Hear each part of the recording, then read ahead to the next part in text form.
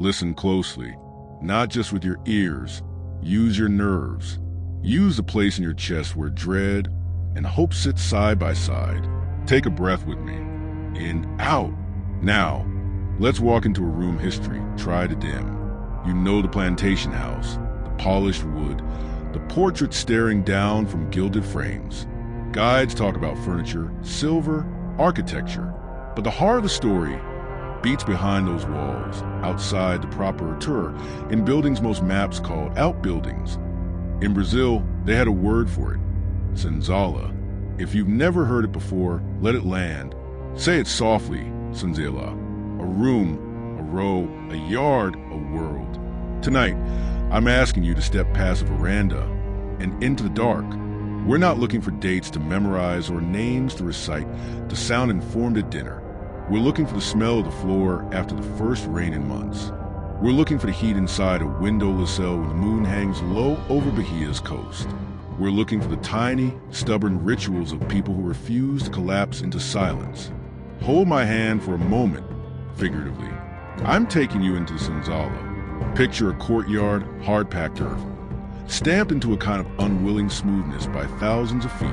A row of low buildings, whitewashed once upon a time, now scabbed with smoke, salt, and years. Inside, light slices in through holes and cracks like thin knives. There's a smell of sweat baked into wood. The air hums with night insects and with the whisper of a sea you can't see, but can't forget. Now pause. Before we go farther, place yourself. Whether you're watching this in Chicago, London, Toronto, Sydney, your city is layered with the Atlantic world. Coffee in your mug, sugar in your cereal, cotton in your shirt. The money trails run long. And somewhere along those trails, thousands of voices were pushed into rooms like this. Step forward. On the left, bundles of cassava peels, a clay pot with yesterday's beans turned to paste, a spoon carved from a broken scrap of wood. On the right, a sleeping mat. No, not sleeping, resting, trying, because sleep inside a body that aches is a different verb. Beyond that, a cradle improvised from a basket, and above it, a charm tied with thread. If you lean closer, you'll see ink traces, Arabic letters, worn down by sweat and hope. If you listen, you'll hear a lullaby, carried on a rhythm older than plantations' walls. This is the hidden life of the slave quarters. We often talk about slavery as work, the cane fields, the coffee rows, the cattle. But work is only the daylight name for it. The night name is the senzala, the place where bodies try to return to themselves, the place where memory hid. Imagine the day. Dawn is not a color. It's a command. Feet on the ground before the sky turns fully pale. The air is already warm, full of fine dust that coats your throat. Tools lined up, machetes catching that first sting of light. Overseers circling like flies. You learn the crack of a whip the way a city kid learns the sound of a bus brake. By instinct, by flinch, by bracing for impact before it arrives. Now, imagine the return. Your back is a map of the day. Your hands are something you borrowed and wore out. The sun has left your skin the way salt leaves a shoreline, hard and tight and cracked. And there's a senzala, waiting like a mouth you have to climb into. This could be Bahia in the early 1800s, on a plantation where sugar was king and everybody else was a subject or sacrifice. But it could be many places. Brazil brought more Africans across the Atlantic than any other country in the Americas. The numbers are so large they blur. The quarters make the numbers human again. Breathe. This part is hard. Inside the quarters, punishment traveled with you. Grief slept on the same mat.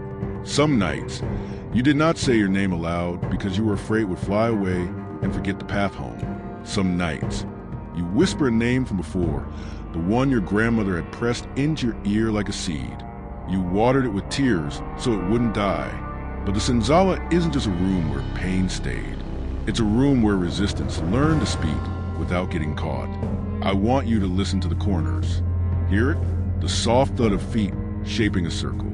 At first glance, it looks like a dance. And it is. But it is also a language with kicks and feints and dodges, a martial art called capoeira, spun out under the cover of music, so the overseers would grin and say, "Let them play," not recognizing the rehearsal for freedom. In another corner, A bowl of water shimmers with moonlight. A woman hums to it, not to the water itself, but to the Orixa she invokes through it. A saint on the wall bears a Catholic name, but behind that name is an African deity who never left. This is Candomblé. Faith restitched from fragments, worship done in quiet rebellion, an altar smuggled inside a statue's shadow. And there, feel the rustle? A scrap of paper passed, then folded, then hidden. Letters flow right to left. Arabic. The men who wrote them were called males, African Muslims who prayed in secret, learned in secret, taught in secret. In the corridors, they etched verses that promised justice, wrote plans that whispered not yet, but soon. Words can be knives too, if pressed into the right hands. You don't measure the senzala only by the width of its walls. You measure it by the distance between two people who trust each other enough to share a plan that could get both of them killed. You measure it by the bravery it takes to sing the old drum softly enough to avoid punishment, but loud enough for a child to memorize the rhythm forever. You measure it by the tiny, ordinary acts that say, "My mind is mine. Now, let's walk outside for air, but not for relief." The night is heavy, and the plantation sleeps with one eye open. Beyond the quarters, a path slants toward the bush, vanishes into scrub, and climbs into hills where the land learns to disobey. Up there, hidden settlements crouch like embers waiting for breath. Quilambos, communities of escapees who built homes out of stolen time and stolen freedom.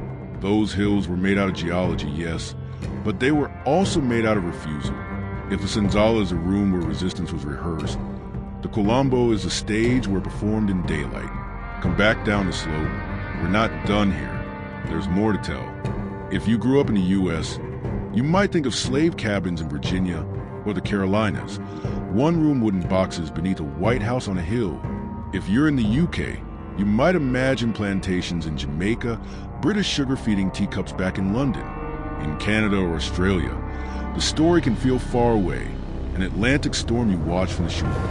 But the ripples touched all of us. News of Haiti traveled faster than the winds. Rumors of rebellions leaped port to port. A sailor carrying coffee carried stories. A ledger carrying prices carried fear. So when we say senzala, don't hear only a Brazilian word. Hear an Atlantic room. Inside that room, the day never ended cleanly. It smudged into night. People tried to stitch a life out of threads. Overseers didn't notice. They traded recipes, cassava, dend oil, a handful of smoked fish saved from the pot. They traded cures, leaves for fever, roots for snakes, smoke for spirits.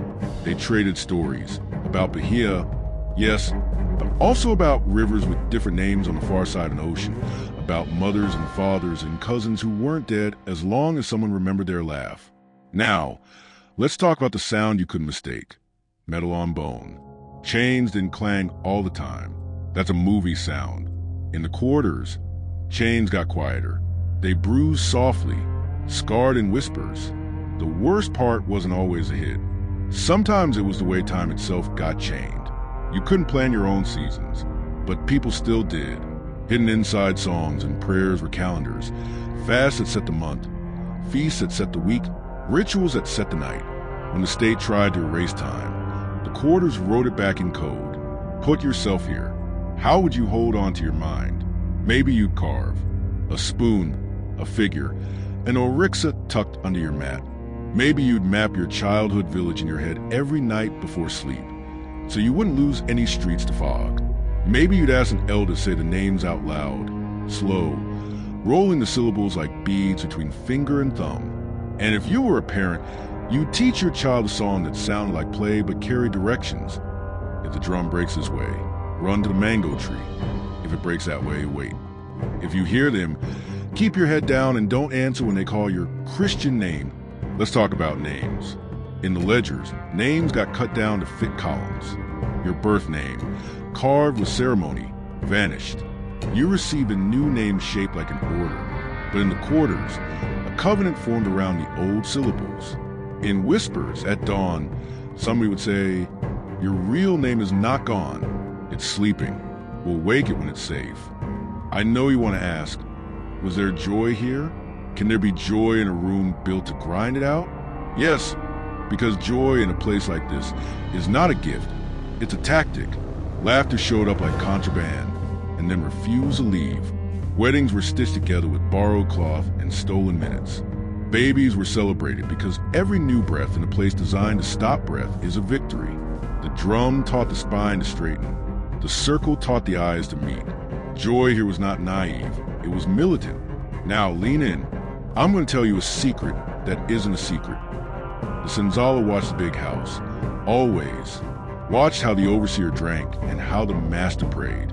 Watched for cracks, for patterns, for nights when the guard fell asleep or the festival drums got too loud. The quarters were a classroom and an intelligence network. Plans were not made out loud. They were made out of looks and pauses, and the way a phrase stopped one syllable too soon. Some nights, plans moved. A door opened. Feet rose. A blade was tied under a shirt. A prayer murmured so quietly it sounded like breathing. And a line of bodies stepped into the dark, toward a guardhouse or a gate or the hills. Sometimes they made it. Sometimes they didn't. When they didn't, the plantation made a spectacle out of it. Punishments dragged into daylight, so fear would learn new tricks. But even punishment can backfire. People witnessed it and told the story differently. He didn't scream. She didn't bow. They sang while the rope was tied. Stories that could get you killed on Tuesday became legends that kept someone alive on Thursday. If you're still with me, and I believe you are, place a palm on your own chest for a second. Feel that. It's your proof that you're not just an observer. You are implicated, not by guilt you can never pay off, but by the responsibility of knowing. This is where we shift, gently but clearly. Let's time travel to a morning after a failed uprising. You hear boots in the courtyard. The door rattles. The room flinches as one. Papers are read aloud. The words are thick with empire, sedition, order, civilization. Men are dragged out. Women follow, not as witnesses only, but as accused. The trial will not be a search for truth. It will be a performance of control. But in the quarters, people memorize every detail. They will tell it later in a circle with the children sent outside, pretend not to hear, how the leader held his head high, how she murmured a prayer and stared right through the judge as if looking at someone kin to behind him, how someone shouted Allahu Akbar and someone else answered acts and the languages shook hands. Sentences fall, lashes, irons, hanging, exile. The city gathers in squares to be instructed by fear. Yet afterward, the quarters hold awake, not candles, those with draw eyes, but of names repeated in order like beads. This one was brave. This one was clever. This one made the best stew. This one told jokes so the guards laughed before they remembered to be cruel. When you honor a person as complete, you undo the stage trick of making them only an example. Weeks become months. The wounds scab. The walls hold their heat differently in the rainy season. In the quarters, new babies cry. The old people tell children to listen to rain because it speaks two languages at once, warning and blessing. Work continues. People are sold.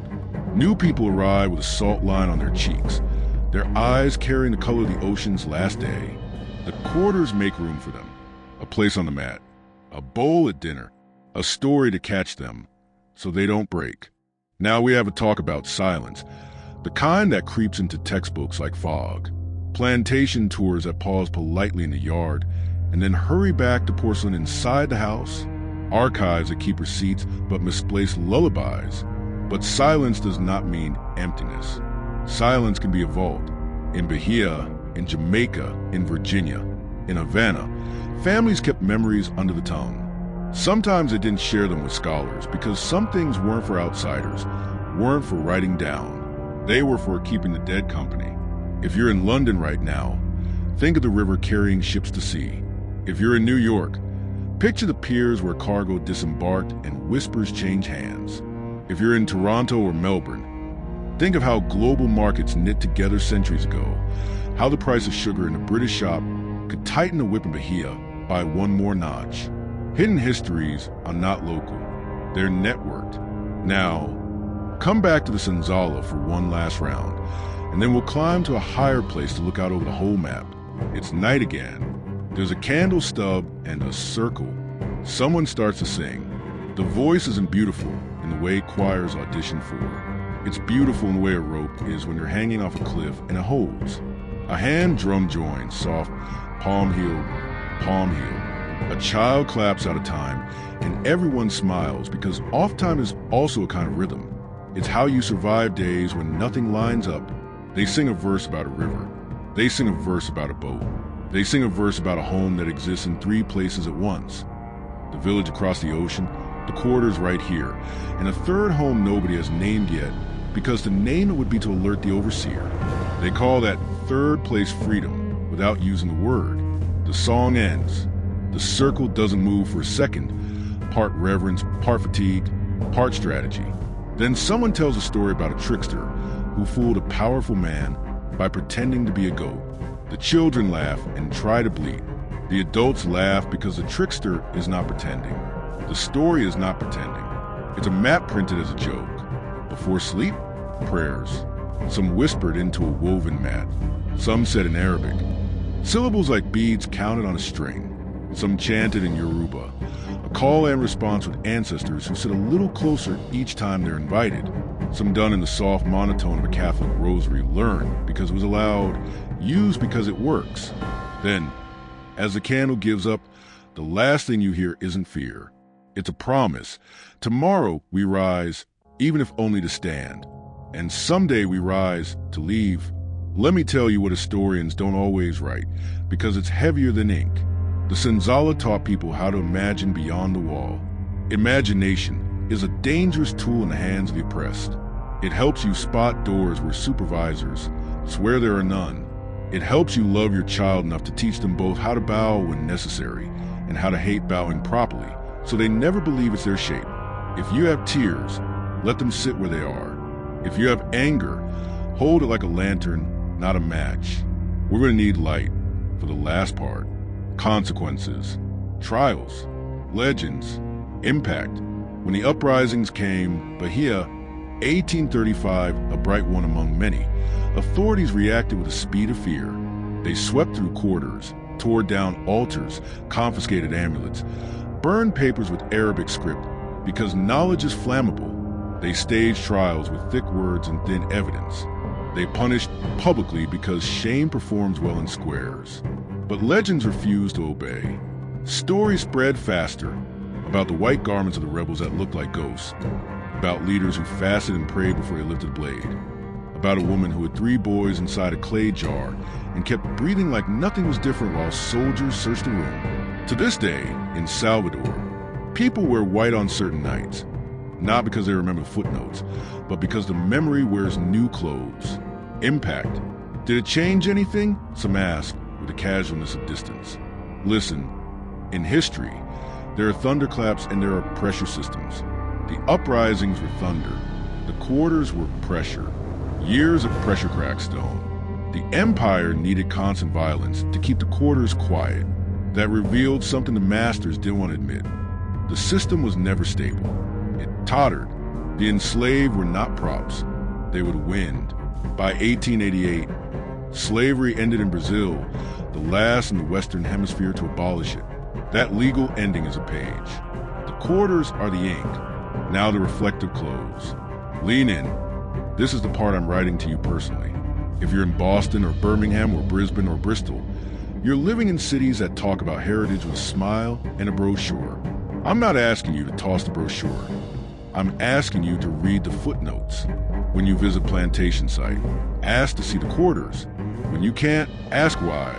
When a museum explains a porcelain basin, ask whose hands filled it.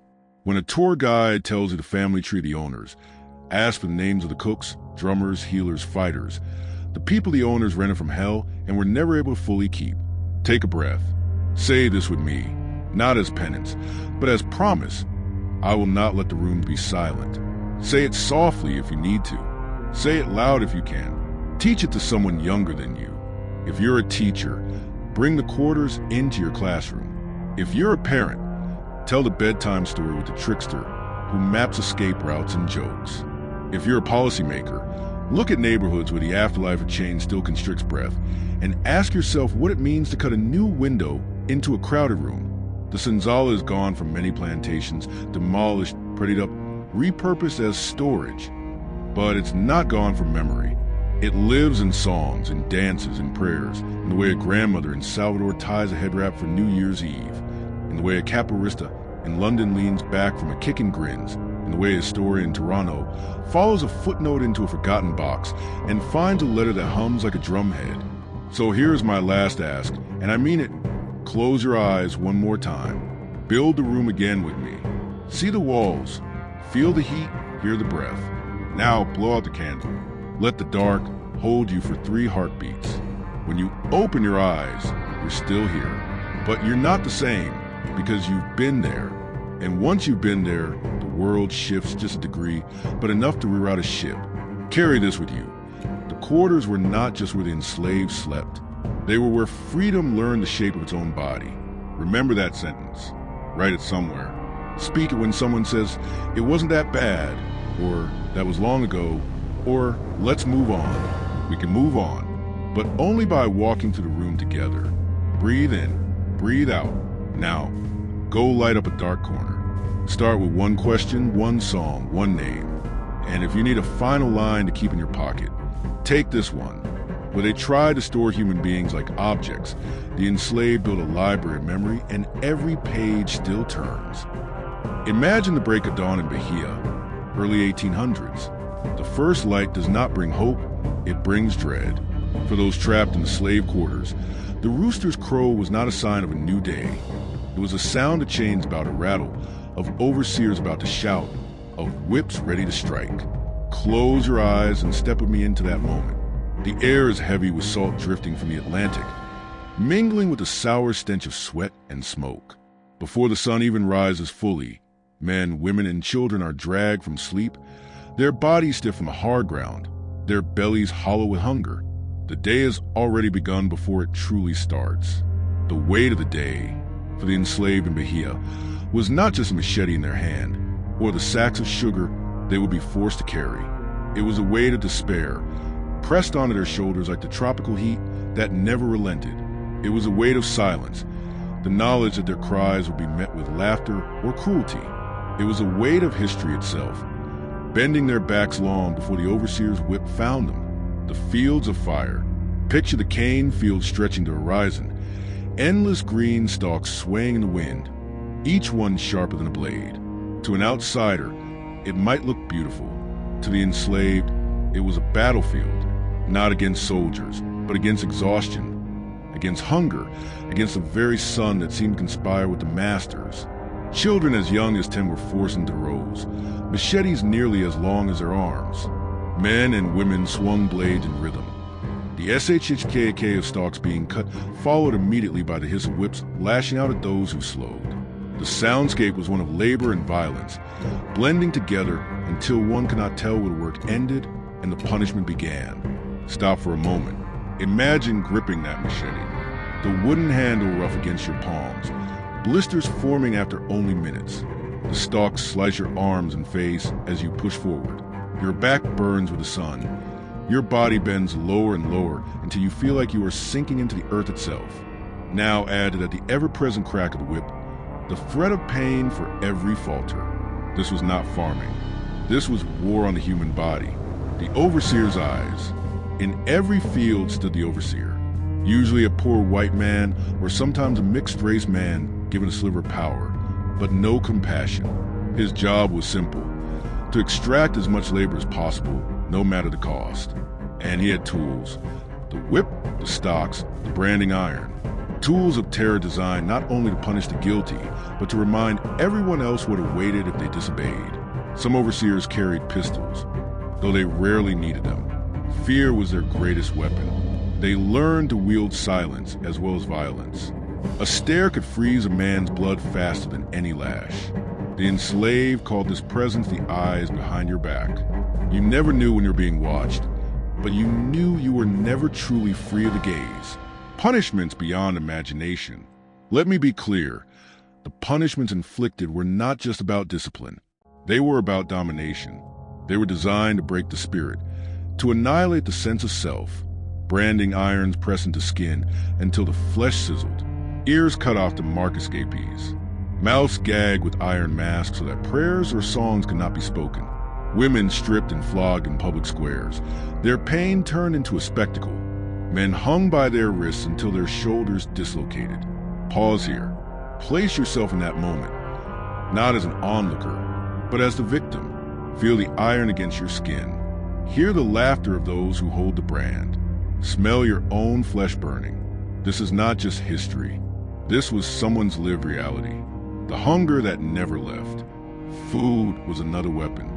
Meals were scarce, often nothing more than cassava flour mixed with water, or scraps of salted meat so rancid they reeked of rot. Hunger gnawed constantly, dulling the mind, weakening the body, but never fully killing hope. Some enslaved people would sneak food from the fields, sugarcane chewed raw for a spark of sweetness, stolen kernels of corn hidden under rags. But if caught, the punishment was severe. Imagine being flogged for trying to silence the growl in your stomach. Imagine knowing that even hunger was policed. The invisible chains of names. It was not only the body that was enslaved, but the very identity. African names were stripped away, replaced with Portuguese ones that felt foreign, heavy, and humiliating. Languages were forbidden. Yoruba, Hausa, Mandinka, tongues that had carried lullabies, prayers, and proverbs for generations, were silenced under threat of punishment. Yet in secret, these languages survived. In the whispered lullabies sung at night, in the coded prayers murmured under breath, in the call and response rhythms that disguised African memory inside Portuguese words. Identity could be stolen in public, but in private it resisted, a glimpse of defiance. And yet in this abyss, sparks of defiance glowed. A man refusing to bow his head after a beating. A woman smuggling medicine made from roots to heal her child when the masters would not. A song hummed under breath, dangerous because it carried memory. A drumbeat struck softly on the wall of the quarters, imitating the heart of Africa itself. Every act of survival was an act of rebellion. Every step back from despair was a step toward freedom. The weight of the day was crushing, yes, but it was never enough to erase the human spirit. This is the truth of the Senzala, the slave quarters. It was a place of pain, yes, but also of persistence. A place where the enslaved bore the crushing weight of labor, but also carried forward sparks of life that refused to be extinguished.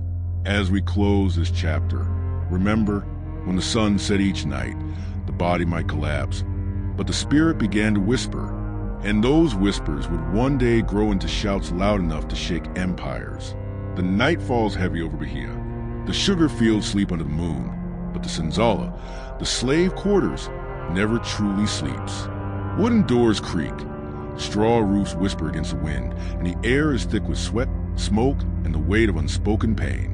This was a world where thousands of enslaved Africans and their descendants lived, suffered, and somehow managed to create fragments of hope amidst despair. Inside the cramped quarters, dozens of bodies are pressed together. Families, if they could be called that, since many have been torn apart, huddled in small spaces, often no larger than a barn. The floors are dirt, the walls damp, and disease moves quickly through the shadows. The enslavers built these quarters with one purpose only: containment. Comfort was never considered, but the Senzala was more than a prison. It was also a hidden stage of culture, of survival, of quiet defiance. By day, the enslaved broke their bodies in the fields and workshops. By night, they returned to the quarters carrying wounds, hunger, and exhaustion so deep it threatened to hollow them out. Yet within those walls, whispers of resistance grew. A grandmother humming a song from Africa, a young boy tracing symbols in the dirt, a mother telling her child stories of warriors who once walked free across the lands of Yoruba or Congo. These were small acts of preservation, fragments of memory stitched together in darkness. Religion was central to the survival. Catholic prayers were often forced, but beneath the surface, African gods were remembered. Candomblé blossomed in secret, Yoruba deities disguised as Catholic saints, songs sung softly so that overseers would hear only lullabies. Islam too lived in Bahia, especially among the males. Arabic prayers were whispered in shadows, and Quranic verses were written on scraps of paper, hidden inside clothing or amulets worn close to the skin. The quarters were also a place of pain too cruel to ignore. Children cried themselves to sleep after watching their fathers whipped or their mothers branded. Young women lived in constant fear of sexual violence. Punishments were often public. Whippings carried out not only to wound, but to terrify. The senzala echoed with screams, but also with silence, an oppressive silence born of exhaustion and fear. Still, even in this abyss, the enslaved found ways to rebel. Quilambos, secret communities of escapes, were spoken of in whispers. The quarters became sites of plotting, of planning, of coded conversations that overseers could not decipher. A word, a gesture, a rhythm tapped on wood. These were messages of defiance. The enslaved carried hope like contraband, hidden but never destroyed. Music was one of the most powerful forms of survival. In the senzala, drums were forbidden, yet rhythms could not be silenced. Hands clapped against thighs, wooden sticks tapped against the earth. Voices rose in call and response songs that echoed across the night. Capoeira, disguised as dance, trained young men in the art of combat under the guise of play. Each kick, each spin, each acrobatic move was more than movement. It was a memory of freedom, a rehearsal for rebellion.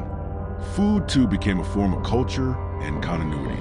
The senzala kitchens, when allowed, were places where African recipes merged with new ingredients. Palm oil, okra, cassava, beans, these became weapons of preservation. To cook was to resist erasure. To eat was to carry Africa forward. Imagine this scene, a humid night in Salvador. The stars dim through smoke from the sugar mill fires. Inside a cramped senzala, a circle forms. A mother rocks her child, singing softly. A boy traces Yoruba symbols into dirt, quickly brushing them away when footsteps approach. At the far corner, men whisper about a Quilombo hidden deep in the forest, where chains are broken and drums beat freely. Nearby, a young woman prays silently, clutching an amulet close to her chest, her lips moving in words foreign to the overseer's tongue. And in the center, someone begins to clap a rhythm. Another joins, and soon the quarters fill with the pulse of life of Africa, of resistance disguised as song. This was the paradox of Senzala. It was a place of unspeakable pain, and yet it was also the birthplace of Brazil's richest cultural traditions. Every beat, every chant, every whispered prayer was a refusal to let slavery erase identity, a refusal to let chains define the soul. But the Senzala was also where rebellion brewed. The enslaved listened to whispers of Haiti, of Jamaica, of uprisings across the Atlantic. Stories of Toussaint Louverture and Nat Turner filtered into Bahia through sailors, merchants, and freedmen. These stories became fuel, and within the dark walls of quarters, the enslaved of Bahia dreamed. They dreamed of fire, of swords, of the day when the chains would fall silent forever. To live in a Senzala was to balance despair and defiance, suffering and survival. It was a crucible where pain was constant, but so was creativity. The quarters were not just places of imprisonment. They were archives, living, breathing archives of memory, culture, and resistance. And this is why they matter, because within those walls, the enslaved did not simply endure. They remembered, they resisted, and they left us a legacy that outlasted the very empire that tried to erase them. The slave quarters were shadows, but within those shadows burned a fire that never died.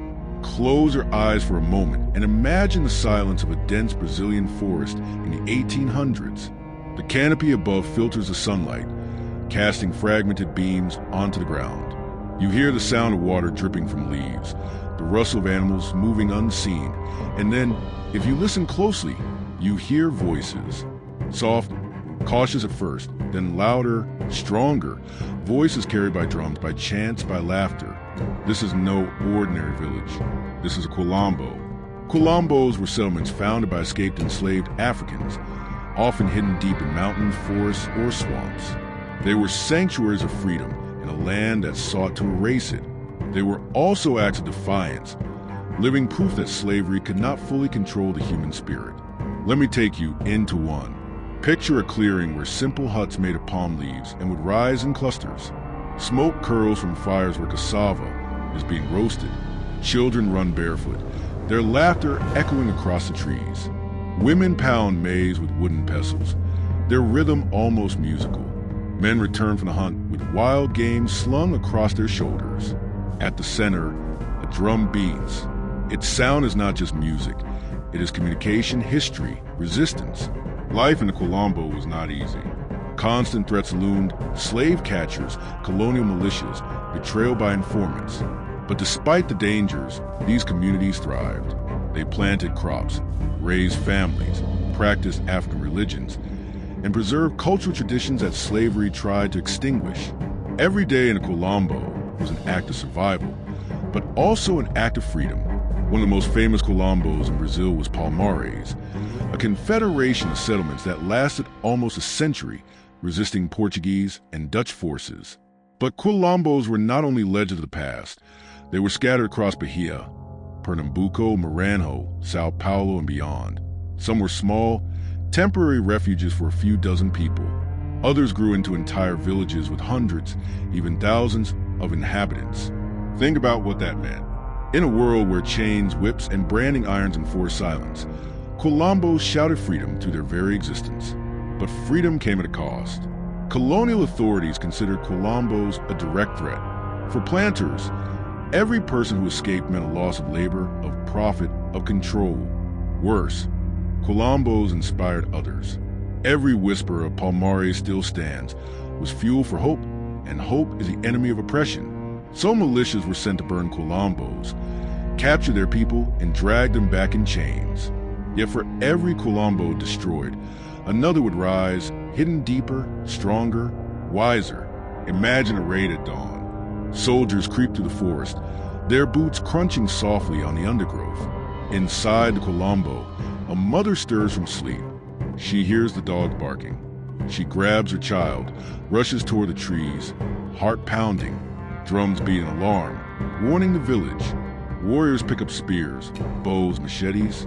The air fills with cries, the clash of steel, the smoke of burning huts. Some are captured, some are killed, but others escape in the forest, carrying with them seeds, memories, and the determination to rebuild. This cycle, escape, build, resist, survive, became the heartbeat of Afro-Brazilian resistance. Colombos were not just physical spaces. They were spiritual sanctuaries. In them, African languages were spoken, songs remembered, rituals performed. They preserved identities that slavery tried to erase. They were bridges across the Atlantic, linking Bahia to Angola, Yoruba lands, Congo, and they were political. Many Colombos had organized leadership. Councils of elders decided matters of justice. Leaders like Zumbi and Palmares became symbols of resistance, remembered even today as heroes of freedom. Some Colombos even negotiated with colonial authorities, trading goods, setting terms for peace, and demanding recognition of their autonomy. In doing so, they challenged the very logic of slavery. But let's pause here and step into the human heart of a Colombo. Picture a father teaching his son to carve wood, not just for tools, but for drums.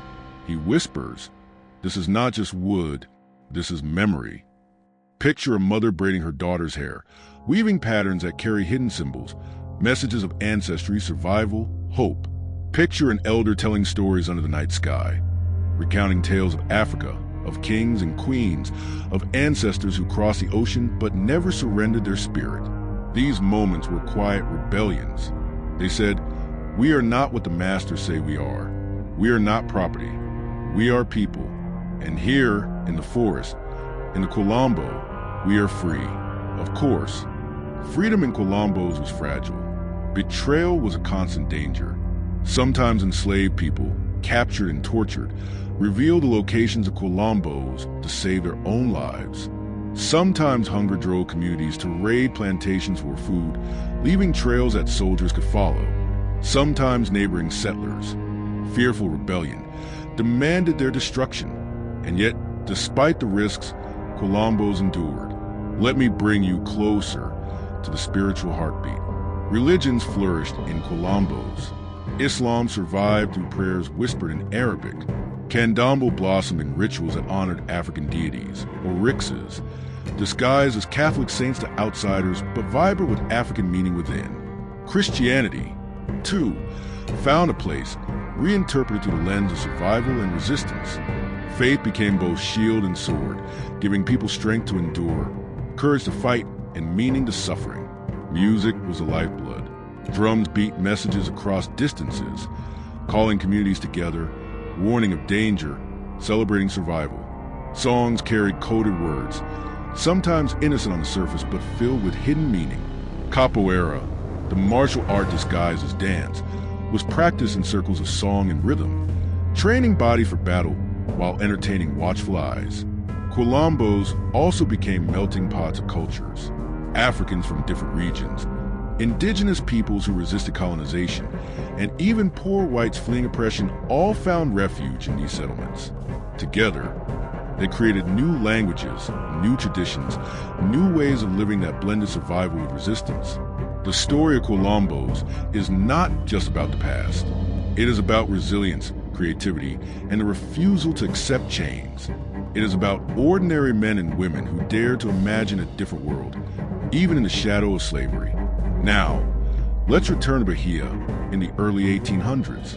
The Mayo Revolt, which shook Salvador in 1835, was not only planned in city streets and secret homes.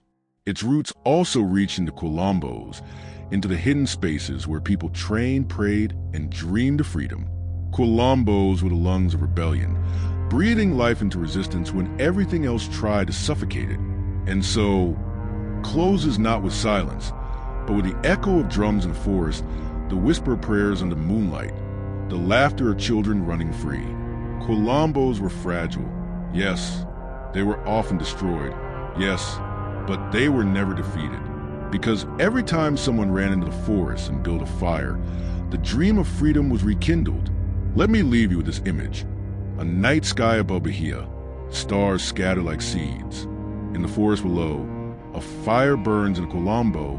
Around it, people gather, singing, praying, remembering. They know soldiers may come tomorrow. They know death may come at dawn. But tonight, in this moment, they are free. And freedom, even if brief, leaves a mark no empire can erase. This is the hidden history of the slave quarters. Not just chains and suffering, but also sparks of light, Quilambos, where defiance became survival, and survival became freedom. Religion, music, and ritual were not simply cultural expressions in the slave quarters. They were lifelines, codes of survival, and hidden battle plans against a system built on erasure. To outsiders, the sounds of drumming, chanting, or whispered prayers might have seemed like harmless traditions. But for the enslaved, these were acts of rebellion disguised as worship, art, and custom. In every beat, every song, every whisper invocation, there lived a refusal to submit completely to the chains. Imagine the Senzala at night. The workday is over, bodies broken and backs scarred by whips, but in the shadows, voices begin to rise. Some sing softly of rivers that call them home. Others hum melodies carried across the Atlantic from Yoruba villages, from Mandinka homelands, from the House of Plains. These songs were more than memories. They were codes. To the enslaved, music was a map. Lyrics concealed messages. The timing of an escape, the location of a meeting, the reminder that freedom was not a dream, but a plan waiting for its moment. Religion functioned in the same way. Catholicism was imposed by force, but African faiths persisted underground, hidden in plain sight. Candomblé and Umbanda blended African deities with Catholic saints, creating a veil of protection. Ogun, the god of iron, was worshipped as St. George. Yemanja, goddess of the sea, appeared as the Virgin Mary. To enslavers, these were harmless, syncretic rituals.